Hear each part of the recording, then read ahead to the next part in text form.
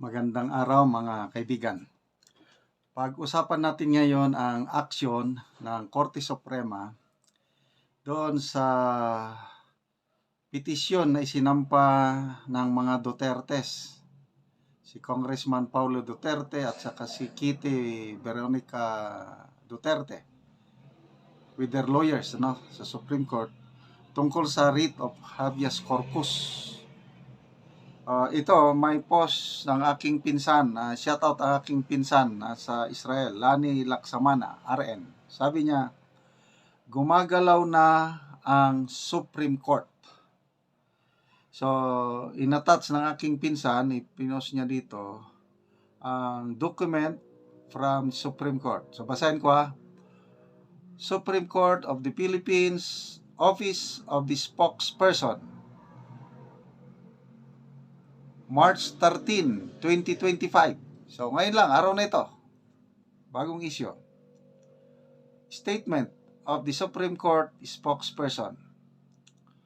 On March 12, kahapon ito, yung pagtanggap, 2025 at 4:26 p.m., the Supreme Court received a third petition for habeas corpus, certiorari and prohibition with prayer for issuance of temporary restraining order and or writ of preliminary injunction filed by Representative Paulo Z.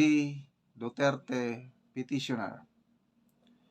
The petition challenges the actions of Executive Secretary Lucas Bersamin, Interior and Local Government Secretary Juan Victor Rebulla Jr., and Philippine National Police Chief Major General Romel Francisco Marbel, respondents, in enforcing the International Criminal Court warrant against former President Rodrigo Roa Duterte.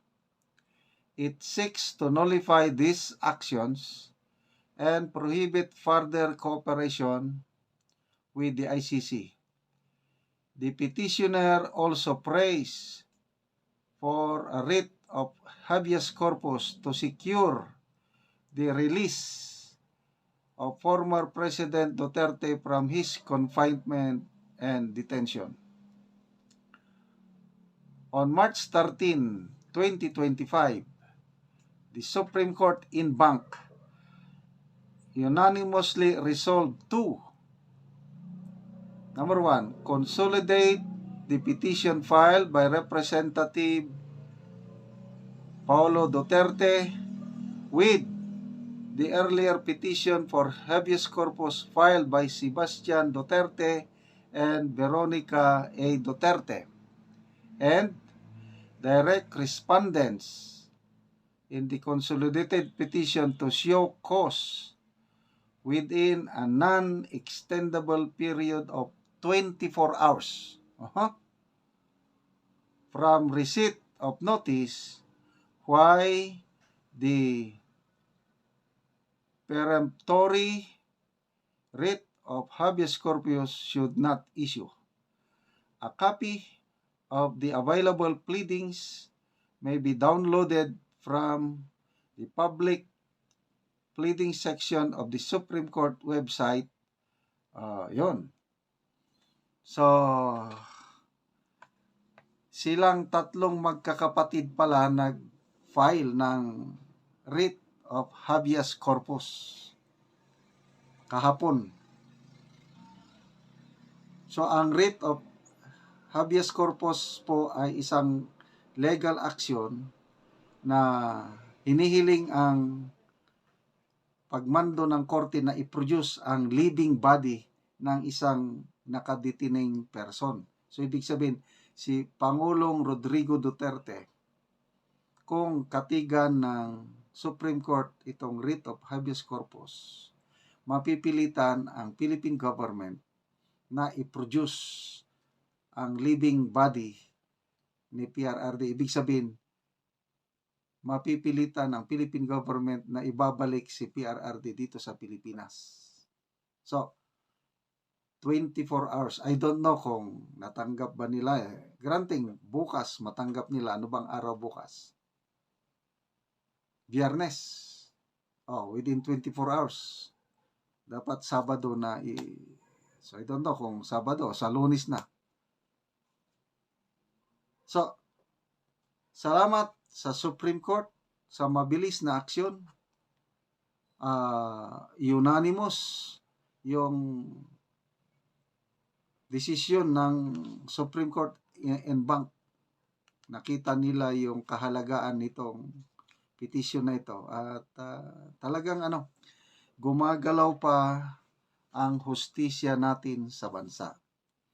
Bagay na ito sana ang inisip ng gobyernong ito na kung may kasalanan man si PRRD sa kanyang war on drugs nung kapanahonan niya, so be it.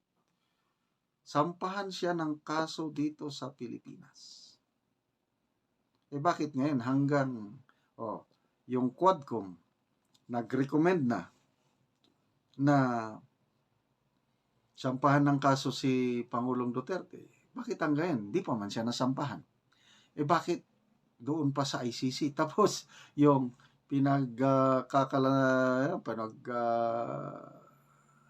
sisigawan nila na umabot daw ng 3,000 ang patay. Wala, doon sa warrant of arrest, according to Sasasot, 43 o 33. 43 lang ang parang alleged doon na AGK. Konti. Tapos, according to Sasasot, hindi pala mastermind o hindi co-conspirator si Duterte. Ano lang siya, parang minor accomplice. So, huwag kayong mag-alala mga kaibigan. Malulusotan ng mga Duterte itong trial na ito. Ang atin lang maitulong is prayer.